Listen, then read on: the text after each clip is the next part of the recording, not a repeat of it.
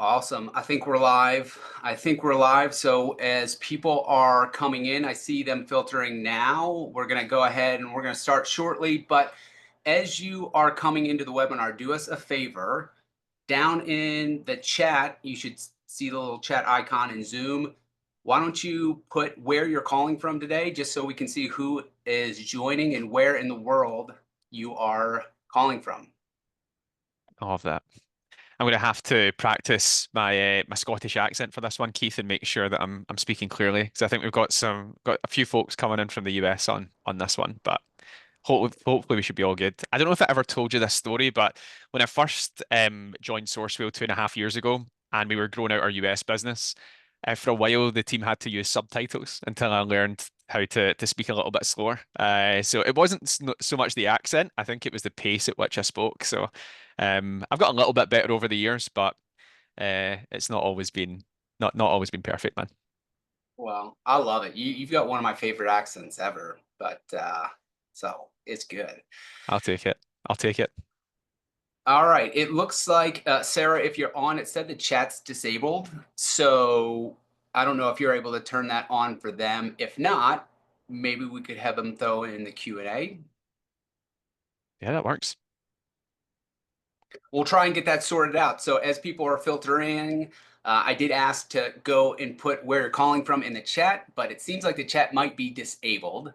So we may switch over to the Q&A panel, but we'll see if marketing can get that fixed. But we're going to go ahead and get started in probably like 30 seconds.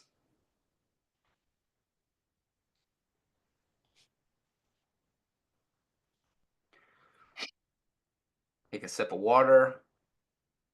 Is it a Stanley Cup, Keith? Have you fallen victim to the mass marketing that Stanley have pulled out over the last couple of years? It's my wife's Stanley. So yes, Nice. I didn't buy it, but she has got like, obviously she's got like 7 of them. So I took one and I am a fan. It keeps my drinks nice and cold throughout the day. So, all Yeah, right. I'm a big Looks fan. like chat might be working. Sorry to cut you off there. It looks like chat might be working now. If so, all right, Fresno, there we go. Fresno, California. We'll have a couple other people put where they're calling in: Missouri, Ohio, Nebraska, Texas, Oxford, Mass. There they go. Awesome. Okay, we got a pretty good. Oh, London, South Carolina, Illinois, Edmonton. We got representation from all over, so that's great. All right, Got a Doug, good you ready to mix. rock? Let's do it, man. Let's do it.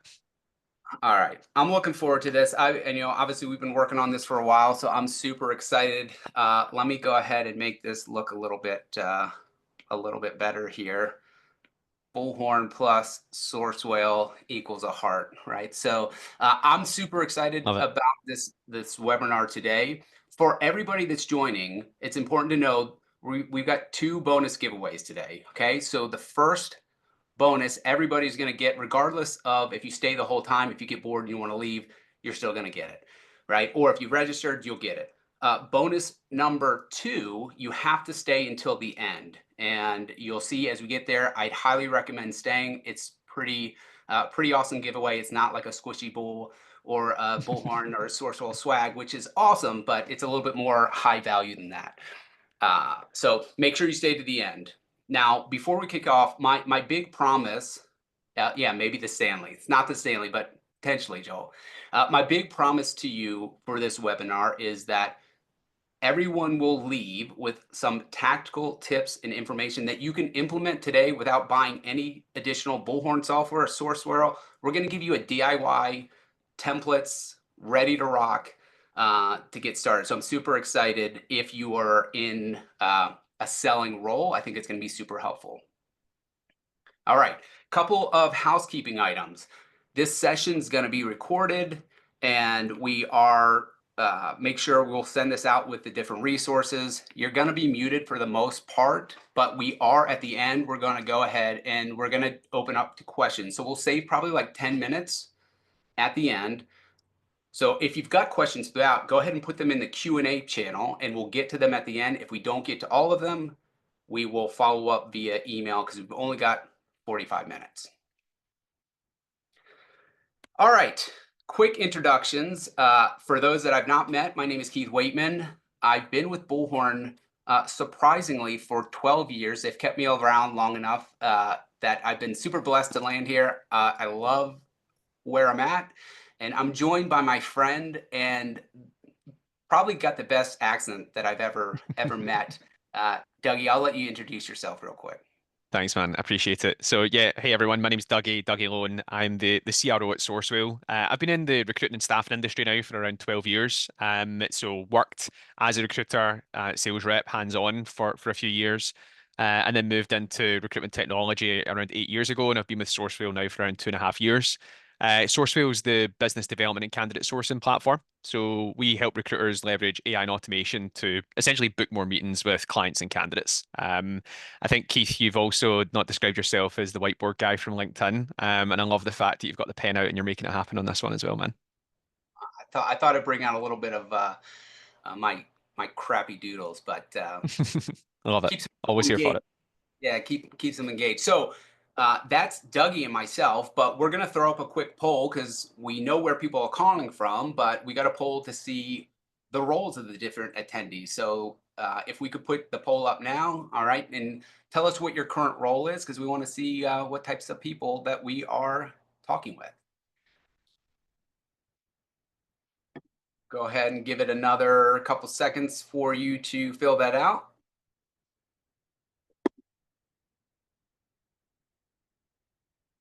All right, let's go ahead and close down the poll. Let's see. All right, all right. We got a lot of leaders. We got some ICs. We got operations. We got founders. We got a little bit of everything, and we got one person that's other. So maybe they can tell us what they are as we go through. But super excited to have you here. Here's the plan for today. Okay, we're first going to go over some very high level industry data based on our grid report. If you've ever been a part of it, we poll a bunch of different companies from different regions, different verticals, different staffing types on like what are the challenges that people are seeing? What are the initiatives that they're focused on? So we're going to start there, and then we're going to get like really in the weeds into some tactical information that's going to be very high value to sellers, and we'll go from there. All right, so high level, like we all know, like it's been tough in 2023. Like our industry follows the staffing industry, so there's been fewer job orders. There's been increased competition. We've got robots that are coming to take our jobs, right? And there's a lot of things going on that have made it really difficult selling market for us to be successful, and we're seeing it across all of our customer base. It's been very challenging. The thing is, a lot of what we see on this slide, we can't control, right? So we got to focus on what we can control. We're going to go over some things around some staffing firms that are having success. What is it that they're doing? And then we'll go even deeper on, okay, what's the type of messaging that's resonating? What are the different channels that are resonating?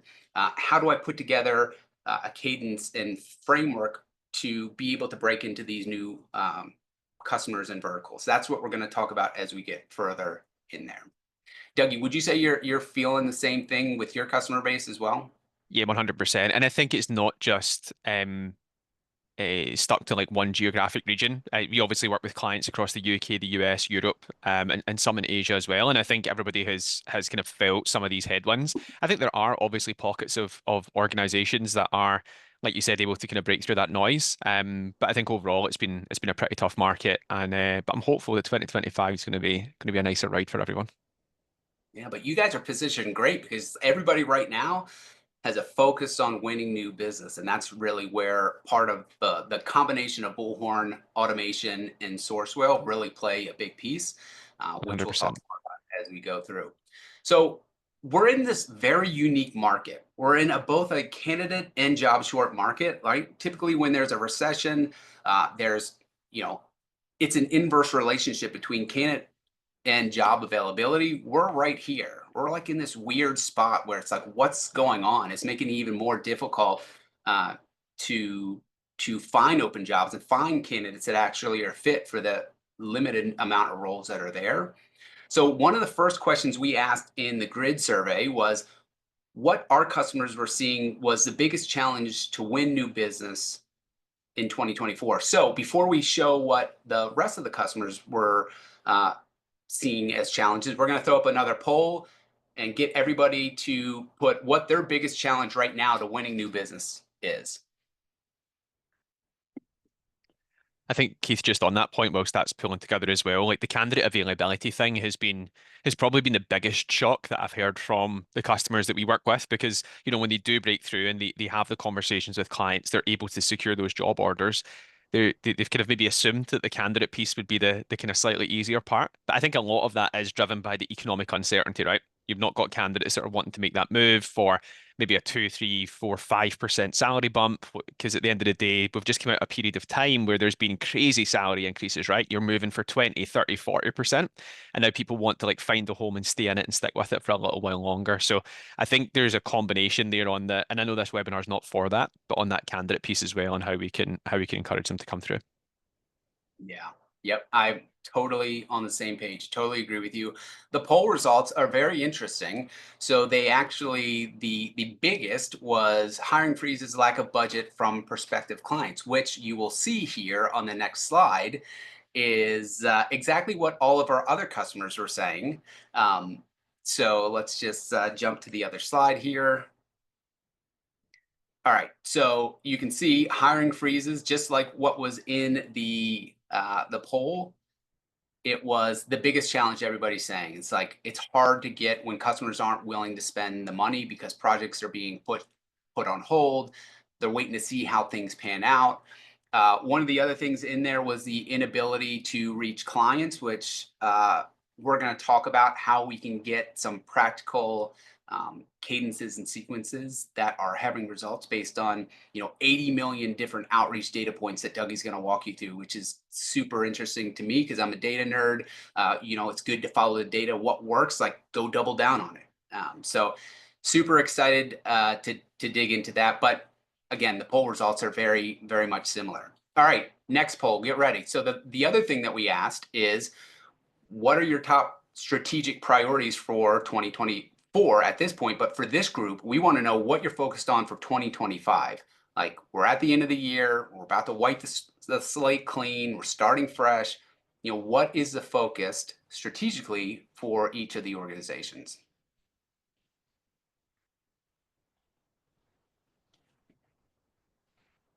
Give it about 10 more seconds. All right, let's close it down. Oh, unsurprisingly, 84% of people are focused on winning new clients, myself included. So where you are in good company. There's also candidate acquisition, which was number 2, but literally 57 out of the 68 people that responded, or 57 out of the 68 was 84% was winning new clients, which no surprise. That's also what the results were for 2024. So here's the thing. The first time since we've been doing this grid report is when winning new clients took the lead from candidate acquisition. Candidate acquisition has always been number 1 since we've been doing the poll. I think we've been doing it for, I don't know, 5 or 6 years, maybe a little bit longer. But there's been a dramatic shift in what our customers are focused on, and it's all about winning new business. So again, very much on the same page about where you guys are focused for 2025. So let's talk about what actually worked in 2024 in our customer base. And that was diversifying their lines of business, specifically a lot around consulting. So setting up projects within current accounts, opening up consulting divisions. We saw the majority of our customers that did that actually had a 10% increase in revenue compared to those that did not. So there's a lot of focus on that specifically. It's higher margin business, adds additional value outside, and also opens up other opportunities for temporary staffing as well. So that was something that we've seen. There's probably people on this call that have done something similar or something different, but that's what we've seen in our customer base. Now, that being said, we're 15 minutes in, and my big promise to you when we started this webinar was like, we're going to get super tactical. So that's where we're going now, because if you're an individual contributor, you're like, hey, this is great. I know this data. I know it's tough outside. Tell me something I don't know. How do I actually execute? Like, what are the steps? Give me the framework or the template, the paint by numbers version of how to actually create some interest in these accounts. And that's where we're going to jump into next. And we're going to pass it over to my Scottish friend to talk a little about this methodology. Cheers, Keith. I appreciate it. The Stanley Cup flex has been good throughout as well, man. Yeah, everyone. I think Keith's done a fantastic job there, and thanks to everyone for your participation in the polls to really just set the scene of like Keith said. We know it's been a harder year to win new clients. We know that 2025 there's going to be an even bigger focus on it. We're super lucky at Sourcewell because essentially the way that our product and platform operates is that recruiters and staff and exec search organizations use our product to execute their phone calls, emails, and LinkedIn messages alongside other elements of their approach for business development each and every single day. So we're privy to a lot of data and a lot of insight in terms of what works and what doesn't. And over the years, we've been able to amass over 80 million different data points, or 80 million different data points on touch points that have been used as part of a business development process. And that's given us a lot of insight. Now, around 12 months ago, we started looking at it and we said to ourselves, like, there's got to be some commonalities here, right? There's got to be something from inside this data that shows us what are the most successful people doing when it comes to booking meetings. And one of the main metrics that we look at for that is what we call the outreach to meeting ratio. So of the number of people that we reach out to, what percentage of those people that we attempt to reach are we able to then gain a successful new business meeting with? And that's where we're pushing a lot of that drive. Sorry, I've caught your doodle there, Keith, and you've totally put me off. And that's that's where we're going to be focusing a lot of the information. So again, we're going to get super tactical here. There's no massive strategic changes you need to make in the organization. It tweaks that you can make on your desk day to day that are going to have an impact and a result for you. So MMQQ is the framework for that. That's our methodology. It stands for multi-touch, multi-channel, quality, and quantity. And I'm going to share some data with you around each of those 4 points. Now, before we go into the first one, which looks at multi-touch, we're going to throw a poll up on here. We love polls. This is the second last one. I'm going to throw a poll up here, and we're just going to ask, on average, how often do you reach out to a prospect or a new potential client before you move on to the next? I'll give you guys maybe 5 seconds to answer that one. We're just looking at, on average, how many times do you normally reach out before you move on? I'm definitely the bottom one until they like say they're gonna put a restraining order on me or tell me to go away. I'm kind of a persistent, persistent person. What about you? What would you say your approach is, Dougie? Persistent and consistent, I think. Yeah, man, I'm there as well. I think prior to Sourcewell, I worked at a video technology business called Audro. So we did a lot of video messaging, we did a lot of really creative outreach. And yeah, like you, I was kind of at the point where if they're not telling me to go away, I've not tried hard enough. So interestingly, we've got a really nice mix here. 20% of people are like you and me, Keith. They keep going until they get told to go away. Other people are maybe a little bit more considerate. And I think we've got this balance here where we're kind of 3 to 5 and 5 to 10 are the most common results. So what's that? 67%, two-thirds of people are kind of reaching out between 3 and 10 times. The good news is that if you're reaching out between 5 and 10 times, you're pretty much near the ideal spot for what we're looking for. So Keith, if you want to hop onto the next slide for us. Now, the percentages that you're seeing here are the outreach to meeting ratio. So when we look at our data for business development and someone is approaching somebody across 3 touch points or 3 steps, the average outreach to meeting ratio is only 3.7%. Okay, so that's nearly like it's kind of roughly around like 1 in 25 people that you reach out to. If you're only doing 3 steps, you're able to secure a new business meeting with. 7 steps, that increases to 14%. But where we're seeing the biggest uplift is actually on an 8 step approach. The average 8 step campaign inside Sourcewell has a 21% outreach to meeting ratio, which is massive, right? Because if you're saying on average 1 in 5 people that I'm putting into this campaign, I'm going to end up booking a new business meeting with, that's a massive, massive uplift for the pipeline on a week-to-week basis. One thing I did want to say to people though is like, as much as I want to encourage the absolute best practice here, which is 8 steps, I would say to you that moving from 3 to 4 steps although the data is not on here, just a little thing to note is that if you move from 3 steps to 4 steps, you actually double the outreach to meeting ratio. So if you're one of those people right now who's only doing 1 to 2 steps, you don't have to go from like 2 to 8. You don't have to go from like 3 to 8. Honestly, just get that fourth step, that fourth touch point in there, and you're going to see an uplift in the work that you do. And when we dug deeper, because obviously the data at a high level is really interesting, but when you dig deeper to understand like why is this happening? You know, are people just getting sick of me reaching out to them and they're saying, okay, I'll take a meeting so that you'll just stop hassling me, Keith, and we can move on. Actually, what we're seeing is two things come out best. First is it improves the timing likelihood. Keith, I think we spoke about this before about like how people gain your attention, right? Like, you know, someone could drop you an email, you might just be busy that day. You know, you come back to it in a week's time, 2 weeks' time, it's top of the inbox again. Maybe you're more likely to engage. But the second part, and I think especially in this market, for me is one of the biggest takeaways from this is that it gives you the ability to deliver multiple forms of messaging which might resonate with that potential buyer. Like in a market where things are changing consistently, we don't always know what the person we're trying to reach out to is thinking. Are they focused on the disruption in their current role? Are they thinking about the impact of AI in the wider business? Are they worried about budgets and hiring freeze, everything else?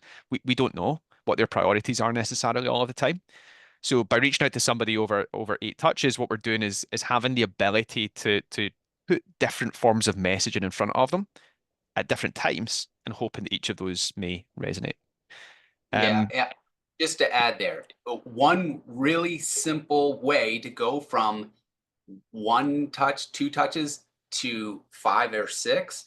What I see all the time is reps will send a message and we go, we do this, we do this, we do this, we do this, or do you have this problem, this problem, this? They feel like you've got to put everything in one email, and then after you send it, you're yeah, like, crap, I guess I don't like anything. I'll go on to the next one. Like, take that and focus one problem on one email, because what resonates may be different, and you can scale your outreach by saying, okay, I'm going to focus on this one problem that I know other customers that look just like this customer face and how we typically solve it. Okay, that didn't work. Maybe this next problem that we solve will resonate. So that's a really easy way to, scale your outreach by focusing on one problem or solution per email. 100%. 100%. And just bubbling this to the back of your inbox doesn't count as a valid touch point either, if we're putting that out there, if we're putting that on the radar. But a really good point, Keith. And that takes us on nicely to our final poll, which is um, when we look at the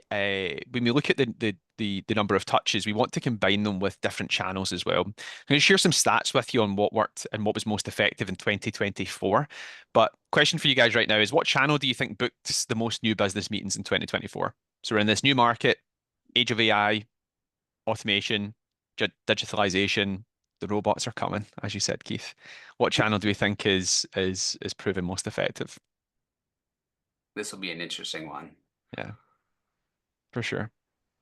I think there has been just conferences and in-person events is on there, right? And I think we'll close the poll out in a second here. But I've seen a massive spike in people attending these and getting back out in front of people and getting in person again, right? And I think it is driven by the fact that things are getting noisy. It's so good. I'm so glad we're getting back to in person. There's nothing that beats being in person with customers and prospects. So Absolutely. And the results again coming in here, 25%, 1 in 4 people think that conferences and in-person events have been the most effective channel. They are good and they actually have a high conversion rate. The problem is that there's not enough of them. We often find for that to be the biggest volume driver. Um, Phone coming out at 44%, not a surprise there. I thought LinkedIn at 14% is quite interesting because it is effective, but it's not actually the most effective when it comes to driving new business meetings. So, Keith, do you want to hop onto the next page and we'll start there before we go into the detail?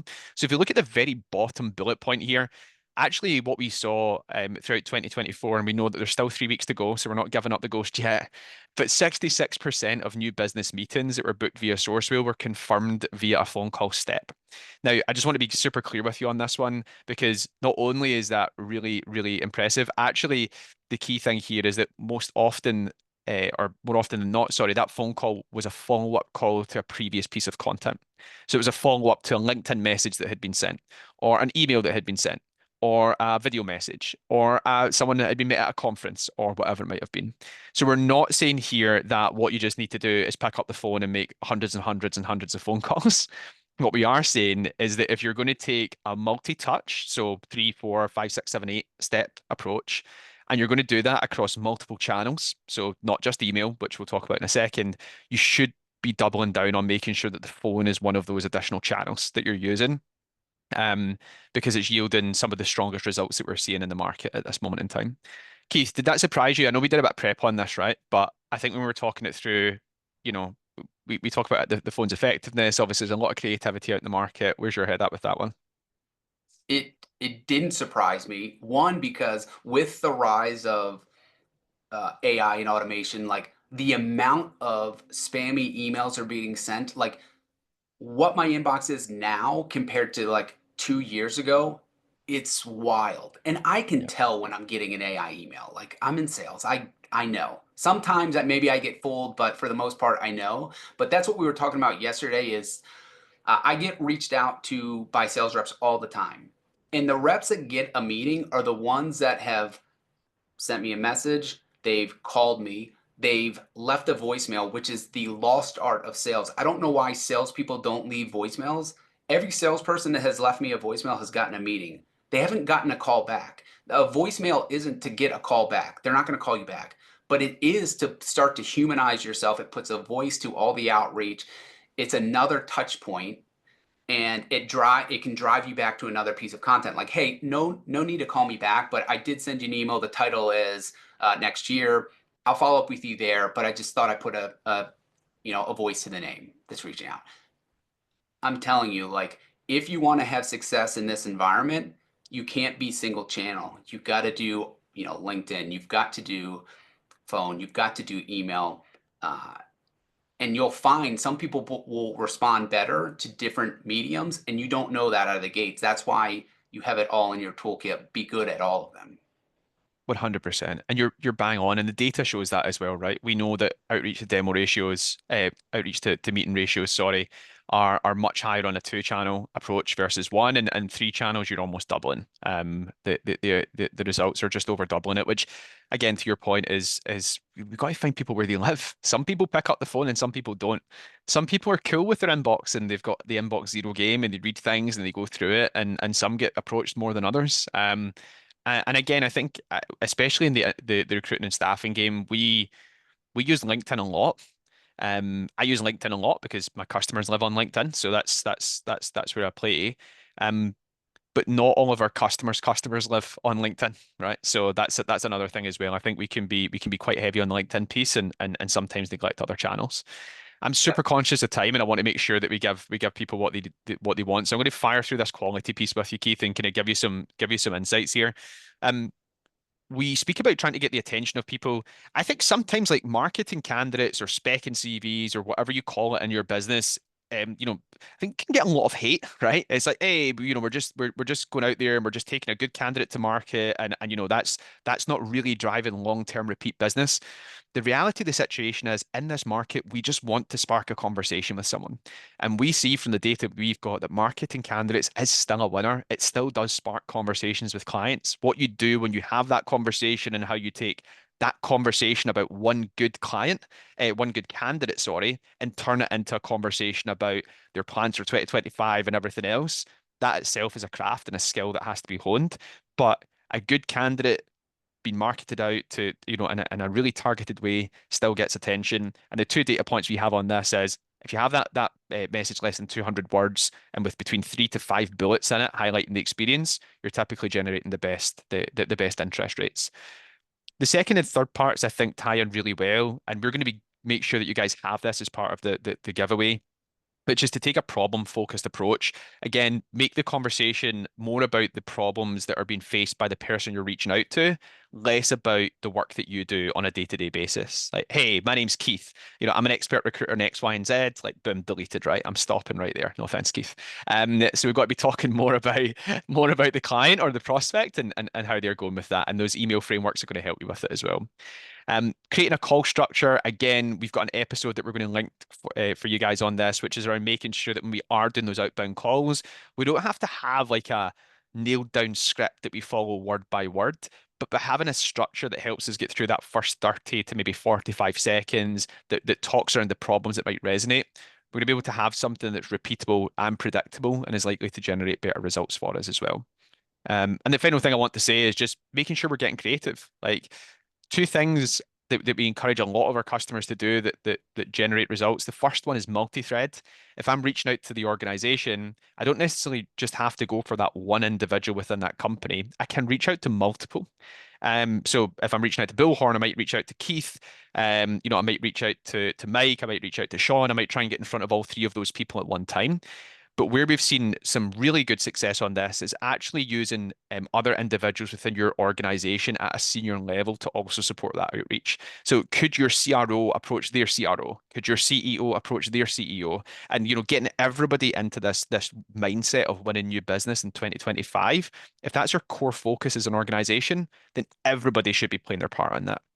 And a shout out to all my marketing, colleagues who are fantastic at what they do.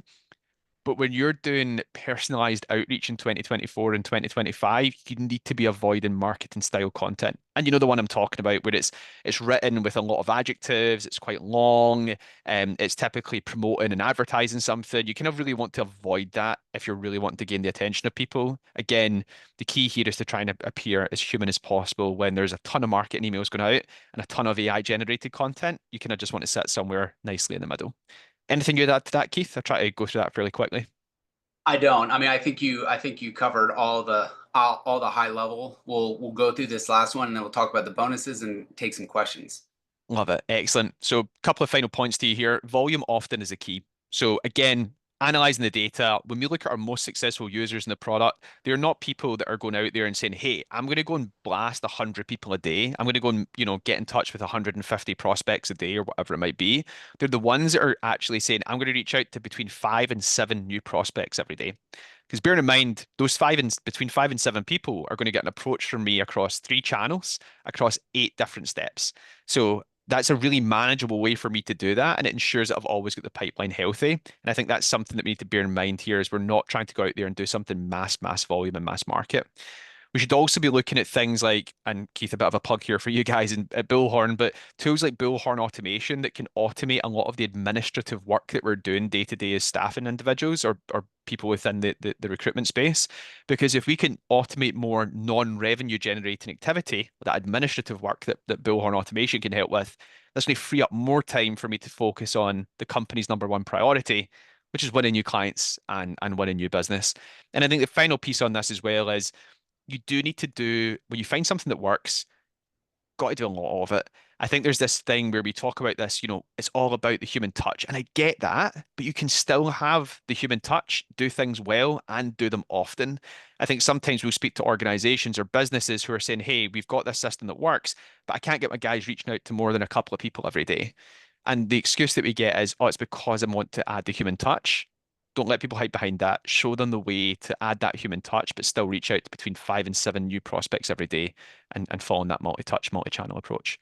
But yeah, I'll finish up there, Keith, because I appreciate I've been speaking a lot. So I'll pass to you. No, it's good stuff. The one thing that I would add to that for people that are worried about the multi-touch, I'm a salesperson or the comfort human touch. I get it, right? But what I would implore them to look at is isolating the segments of the customers where you've got like an ABC model. Like A is where I'm going to spend 80% of my time. My B's, I can do some little less personalization.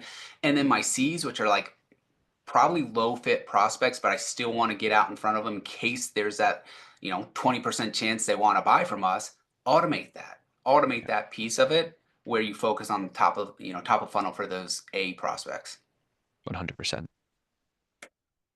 All right. Well, you guys made it. 10:33. We're flying through this. You've made it to bonus giveaway number one. So everybody's going to get this one.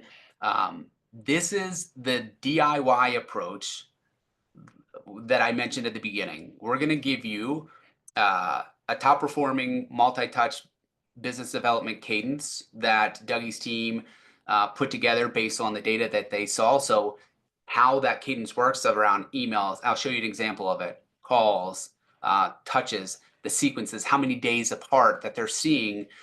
You're going to get that so you guys can implement it with your own messaging and use it today. Like you should use it today. I would put some people in this cadence and manually track them through the process. The other thing that you're going to get, you've got the structure of the cadence. Well, I put together 3 different plug and play cold email frameworks. So I'll go through them, but there are ways that you can easily slot your problems and solutions. It's almost like Mad Libs back when you were a kid, right? So you'll get access to that. And then the last thing I'll let Dougie talk a little bit about is an on-demand call session for those to also, we talked a lot about emails and LinkedIn and things like that, but we also put together information on a call session. I don't know if you have anything to add there, Dougie. Yeah, awesome. It's really just it's a webinar we ran probably around 6 or 8 weeks ago now that's had a lot of really positive feedback. It's got 3 individuals who are pretty much experts in that cold calling space, who give you really tactical stuff around how to get through like the first 30 seconds, objection handling, etc. So yeah, feel free to watch. It's around 30 minutes long and should give you a lot more than what you and I can squeeze into this kind of next 5 minutes. Awesome. I was going to pull this up. We're not going to have enough time, so because we want to get to questions, but we will make sure everybody gets a copy of this as a follow-up along with the recording as part of that. Okay, the moment you've all been waiting for, bonus number 2, which is for everybody that stayed towards the end. I see we didn't keep everybody, so unfortunately they're not going to be a part of this, but that's okay. Cool. I've worked with Dougie, and what they're willing to offer is a 1 month free trial of Source Whale, so that you can take the DIY approach. You can do it yourself, or you could take those cadences, load it up into a system that puts that on autopilot for you.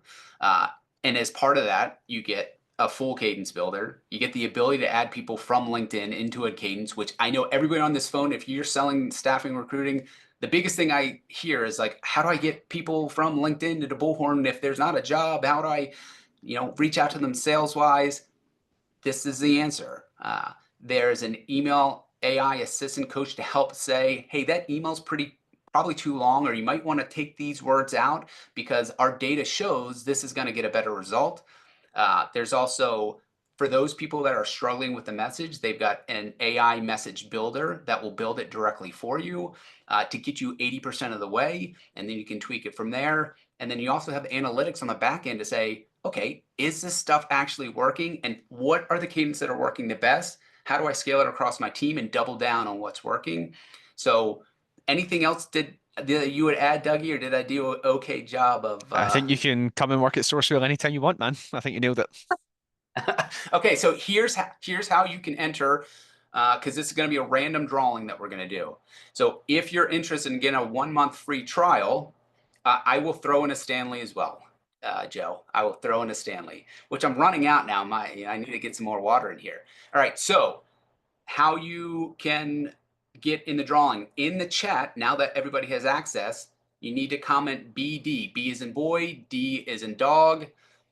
Then we'll go back. We'll look at everybody that had put BD in the chat. We'll put you in a random drawing, and then someone will be reaching out to help enable a free trial and give you more of the nitty gritty of that. So it looks like we've got a lot of people putting this in, which is super awesome. Guys, I've seen the product. I've used the product myself. It is, it is what firms should be doing from an outreach standpoint. It's less about let me automate emails, and it's more about how do I provide my users with a framework, a repeatable framework of what works and measure what works. So everybody on the phone that's an owner or a leader, and they get new people coming in, and if your strategy is just go make 100 calls and send 50 emails, like as a rep, you're like, I don't what emails, what calls, what's my messaging? Like picture them coming in and you're like, here's the #1 cadence. Go run this, and I promise you will be successful because we've done it and scaled it across all of our customers or our individual contributors. That's the way to do it. Whether you use a technology or not, you should be giving them a roadmap and framework to follow. So with that being said, we got a lot of people that that commented. We'll go through and collate that. Now it's to the questions. We've got about 6 or 7 minutes to take some questions. I'm going to go ahead and pull up the question panel here. Oh, okay. The first question is actually for you, Dougie. It says, can we get swag if we already have Source Whale? Ah, you're putting me on the spot here. Do you know what? I'm more than happy to see what we can do and sort some people out with some swag. So yeah, feel free to shoot me a note on LinkedIn, and I'll see what I can do for you. I don't know if our marketing budget is as good as Bullhorn's and is going to stretch to like Stanley's for everyone. But I'll definitely see what we can I'll definitely see what we can do. Awesome. All right. So the next question, and this one is for you, is Source Whale fully integrated with Bullhorn? Yeah, absolutely. It's one of our longest standing integrations that we have. So all of the activity and all of the work that's done inside SourceWheel is automatically tracked back over inside Bullhorn. So any call, email, LinkedIn message, any of that kind of stuff that's done is automatically tracked. So none of the recruiters or users have to like double log and they don't have to like say that they've done their KPIs or any of that kind of stuff. But it's full two-way sync as well. So any information or any previous activity or any history that you have with any individuals inside Bullhorn, we'll automatically show you that inside the Sourcewheel extension. So before you go and drop someone a message, we'll be able to say, hey, do you know that you guys, exchanged emails as an organization a couple months back? You had this role on before, you met each other in the summer, whatever it might be. And again, just gives you a much wider context to the relationship that you have with that individual before you start any sort of outreach. So yeah, fully integrated and runs well. Yeah, it's a great integration. The next question is about integration too. Is there any integration with Salesforce? Yes, absolutely. Salesforce, Bullhorn, all Bullhorn for Salesforce products. We're certified on both or on all Bullhorn products essentially. And the integrations is strong on each of them. So yeah, if you've got any questions or any kind of deeper queries on that, then again, more than happy to answer them offline as well. All right. All right, this next question, I don't know this one. You'll this is a Sourcewell question too. Can Sourcewell track LinkedIn in-mails into Bullhorn Notes? It was my understanding that LinkedIn does not allow Bullhorn to track in-mails into leads or contacts. Yeah, so any outbound message that's been sent from Sourcewell, regardless of the medium in which that's been sent, whether you're sending that over email or LinkedIn or whatever else, is automatically tracked inside Bullhorn, and we log that as a note. I think the key here is that we understand the content of the message. The medium is kind of like irrelevant to us. If you say that you're going to send it on LinkedIn, that's what we'll track it as for you inside there. So we're not necessarily like consuming and pulling anything from LinkedIn and breaching any terms of service or any of that kind of stuff. We're just taking what we have inside our system and passing that over to you guys at Bullhorn. Hopefully that Yeah, answers the question. without being too much of a fanboy about it, like one of the ways that I thought was so slick is when you run the campaign, like if you've got a LinkedIn message as part of one of your steps and you've pre-filled out whatever your message is, it'll pop up and say, hey, do you want to throw this into the LinkedIn message? If you hit a button, it like creates the message, sends it. Like it's super, super slick. Yeah, man, appreciate it. Yeah, absolutely. This whole idea that we have at Sourcewell is around like how do we augment the work that our recruiters doing every day rather than replacing or automating them. So that's how it ties together. Awesome. All right, looks like we've answered all the questions. Any last final questions? If not, I'm going to give you 3 minutes back in your day. Super, super nice of me, right? What a guy. Yeah, yeah. All right. Well, I think we've got everything answered.